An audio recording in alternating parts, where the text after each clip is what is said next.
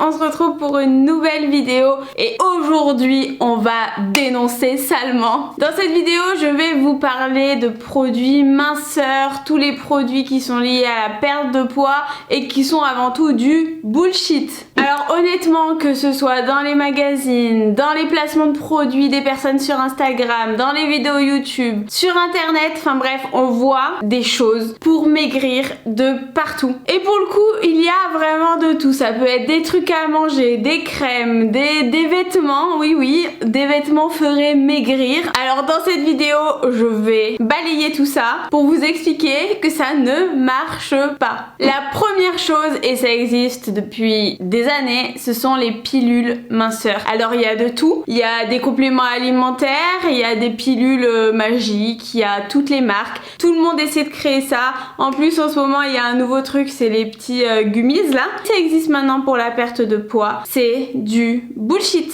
Si vraiment il existerait une pilule qui fasse maigrir, je pense que tout le monde serait au courant, tout le monde le ferait, tout le monde le prendrait. Il y a eu un médicament qui a été sur le marché et qui fonctionnait, ça s'appelait le Mediator. Donc ce Mediator, en fait, c'était un coupe-faim. Alors il fonctionnait très bien puisqu'il a aidé plein de personnes à perdre du poids, mais le gros problème c'est qu'il était toxique pour le cœur. Donc en gros, il y a plusieurs personnes qui sont décédées de ce médicament et d'autres qui ont eu des gros problèmes de santé. Donc vraiment, je pense pas que pour perdre du poids ce soit efficace de mettre sa santé en danger. Passons, ce médicament n'est plus commercialisé en France depuis 2009, chose qui est relativement tard quand même je trouve, puisque les États-Unis eux l'ont supprimé en 97. Mais bon, apparemment on aimait bien faire du mal aux gens à l'époque. Bref, passons. Il n'existe pas de pilule miracle. Alors il y a des choses qui vont pas faire de mal et des choses qui craignent, puisque faut bien comprendre un truc, dans certains compléments alimentaires il y en a, c'est uniquement des plantes, ce sont des choses naturelles, mais dans d'autres compléments alimentaires, et ben il y a de la chimie et il y a également du dioxyde de titane. Donc vous le savez, je pense que ça a suffisamment fait polémique. Ce dioxyde de titane,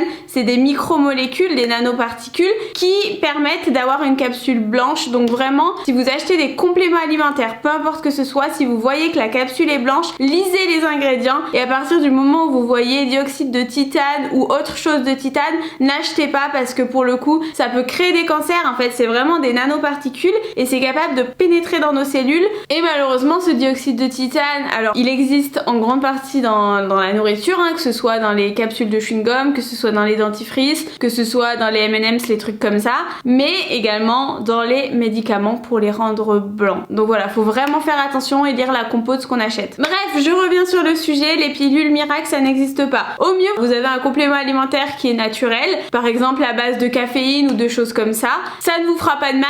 Au pire, et bah il y a de la merde dans votre complément alimentaire et vous mettez votre santé en danger. Il y a des compléments qui peuvent aider, je dis bien aider, c'est-à-dire que la caféine c'est reconnu comme accélérateur de brûleur de graisse, mais ça ne fonctionne pas tout seul. Ça va fonctionner quand on fait du sport, ça va aider à brûler et à déstocker plus de graisse, mais juste prendre une gélule de caféine comme ça pour pouvoir manger un gros fondant au chocolat derrière, ça ne fonctionne pas. Petite parenthèse, souvent on a l'impression que ces compléments ils vont nous aider à perdre du poids, mais c'est bien souvent dans la tête, parce que généralement quand on décide de prendre des compléments, et je ne vous parle pas n'importe quoi, hein, c'est des études qui ont été prouvées, quand on décide de prendre des pilules minceurs, dans notre tête on est formaté et du coup il y a notre alimentation qui va s'améliorer, donc forcément qu'on va perdre du poids. Le truc c'est que si vous ne prenez pas cette pilule minceur mais que vous changez votre alimentation et que vous mangez mieux, et ben ce sera pareil, vous perdrez autant de poids. Deuxième chose qu'il faut arrêter impérativement, ce sont les cures.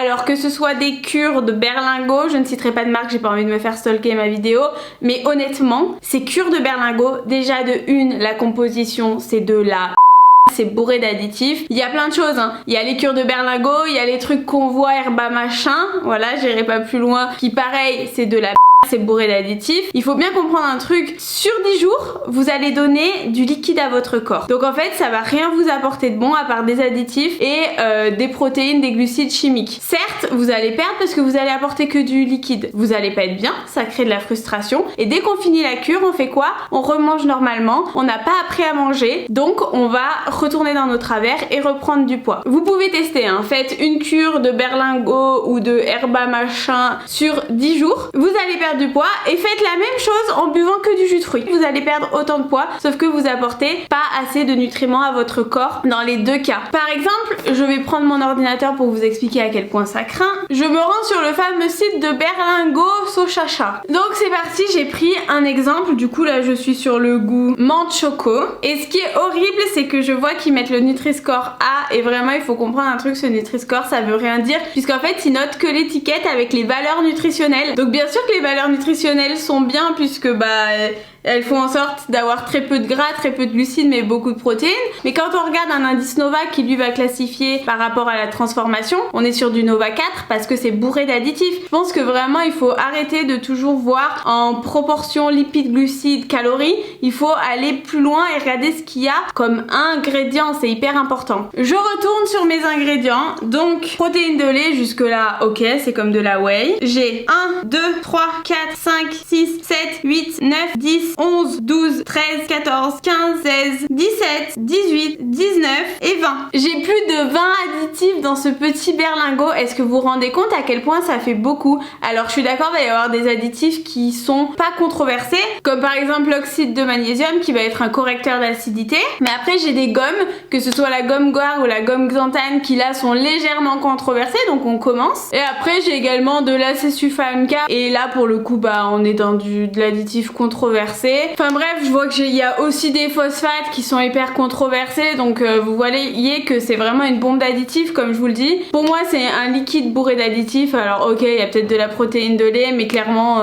non, je suis pas du tout d'accord. Et Herba machin, je vous en parle même pas, j'avais fait un post sur mon ancien compte et il y a plus de 32 additifs dans leur merde, donc pareil, non, c'est mort. Comprenez vraiment quelque chose, c'est que l'alimentation c'est la santé, l'alimentation c'est primordial. Faut pas le voir comme un pire ennemi, il faut vraiment apprendre à manger et pas faire ces trucs ces cures de qui vaut rien apprendre du tout. Alors certes on va perdre du poids sur les 10 jours ou sur les 1 mois, mais après en fait vous aurez rien appris, vous allez reprendre directement et en plus vous allez mettre votre corps en danger parce que clairement il n'y a pas assez de calories qui sont apportées, donc pas assez d'énergie.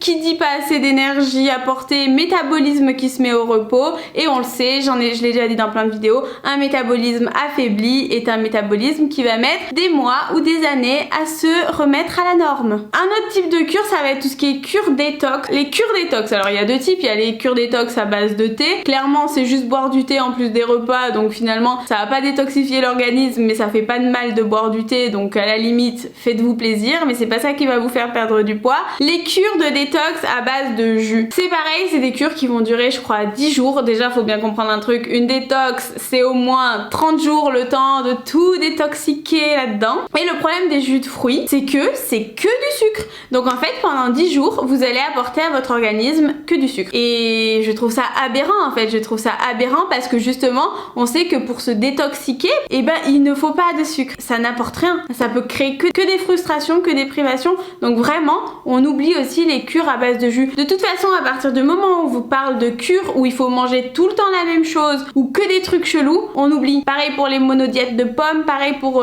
voilà, tout ce qui est chelou on oublie et on mange correctement. Si vous voulez vraiment faire une véritable détox, c'est très simple, il faut limiter les produits d'origine animale, supprimer les produits sucrés, tout ça pendant 30 jours et on consomme à fond des produits végétaux, on boit beaucoup et on supprime également le café pendant 30 jours. Voilà, une vraie détox ça prend du temps. Troisième chose, et ça me fait rire, ce sont les leggings minceurs. Depuis quand des vêtements ça permet de perdre du poids? Il existe depuis des années des kawaii de sudation. C'est quoi le principe? C'est que c'est des choses qui vont tenir chaud et pendant qu'on va faire du sport, ça va permettre de plus transpirer. Donc ça va affiner le grain de peau et c'est pas mal aussi pour la cellulite. Mais en aucun cas ça fait perdre du gras. Certes, on va augmenter un petit peu la température de son corps, donc on va dépenser un tout petit peu plus de calories, mais c'est pas non plus waouh. Les leggings minceurs, ça va être un peu le même principe. Je pense que c'est des choses qui vont donner chaud et du coup forcément, on va augmenter un tout petit peu la dépense d'énergie, mais en soi c'est pas non plus énorme et ça va pas vous faire perdre perdre 2 ou 3 cm